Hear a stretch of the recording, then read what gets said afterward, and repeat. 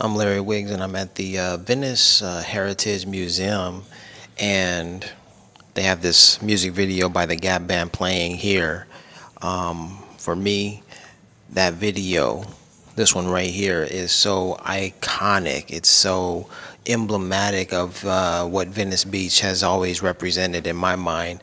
I believe it was 1984 when this video was released, and just seeing that video gave me insight into Venice, life in Venice, a good time in Venice, the people of Venice. It was really emblematic of what Venice is then, as well as what it is today.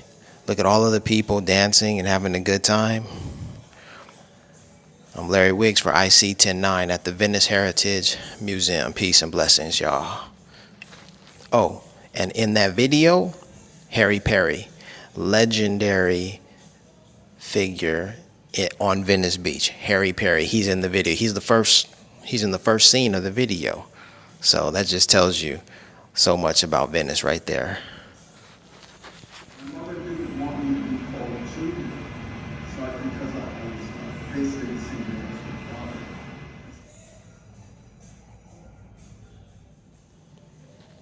All right, hello, welcome to the Venice Heritage Museum. We have a little bit of an introduction to our museum on this wall right here, but through this doorway we find 3 rooms. And when you walk in, you see an image of the canals. And alongside that, you'll also follow this pathway showing how they built the canals. When it was being constructed, Venice by Abbot Kinney, he had the goal of making it the Venice of America. So it was very inspired by the actual Venice of Italy.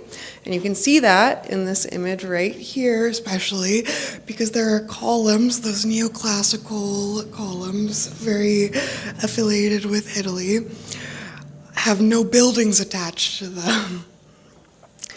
But our museum focuses on a comparison of different time periods in Italy. In Venice, so in the Venice of America. And so we go to the other side of this room and we see the Venice rainbow pages. The rainbow pages were Venice's version of the yellow pages, where they would have local businesses, advertising, and to make it just more creative and more typical Venice, it was turned into the rainbow pages. We move into this room, you find an acknowledgement of Venice being native land by a photograph by Marilyn Ramirez.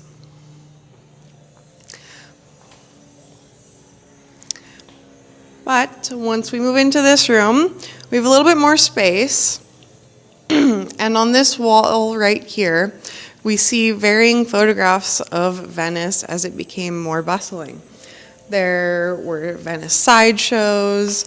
There was a mini train that could drive you around Venice. And that Venice sign is still up. Oh, wow. It's not the exact same one, but it was put back up in 2011. And that's the same location? Same location, so you can go to this same street and you'll still see the Venice sign. Wow. Over here you also see some other photos from that historical period. And you see how Venice was a very integrated and mixed community. Abbot Kinney was one of the first people to bring an integrated crew over to help build. And so you can see that the people who were drawn to Venice were a very diverse group. There was Asian American community, there was a Black community, there was a Jewish community that would come over here.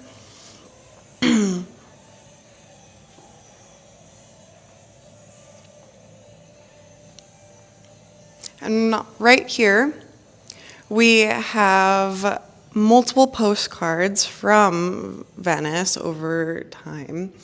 And we have 2 flipped. We kind of wanted to show the different types of people who would come. The one right there is from Salt Lake City, so we thought that was kind of a funny A funny postcard to show. Yes, you can see the signature from Salt Lake City right there. And all it says is, "Dear friends, we are here enjoying life." And over here, we also thought it was kind of a good idea to acknowledge that multicultural aspect of Los Angeles, as this one is going to Pomona and is written in Spanish. And over on this wall, we kind of switch over in time a little bit towards the 1950s, when Venice became a hub of counterculture and a home for the beatniks. And this is from a Time article comparing a city in Kansas versus Venice, and it compares that typical home life you would see with the family, the kids, and the dog just watching television, versus the beatniks hanging out in their pad making art. And it ends with the beatniks taking a visit to the city in Kansas, and the girls at the school putting on a play that is parodying Snow White in a beatnik story, though, so that explains the mini dresses and the berets. And right here, we have some flyers from the Fox Venice, which is no longer there, but the building is. You can still see that.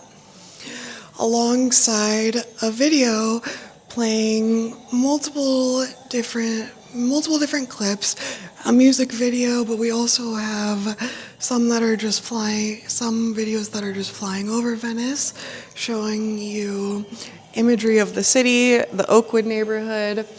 And up here, you can also see that community that is so diverse and vast and vibrant. There's so many different events that go on, so many different people live here, but they all function together in this community. And then, yes. That's it? Yep. Can you give me your name or anything? Yep. My name is Tarlon. I work at the Venice Heritage Museum. And Can you show us the Basquiat tattoo? yep, I do have a Basquiat tattoo.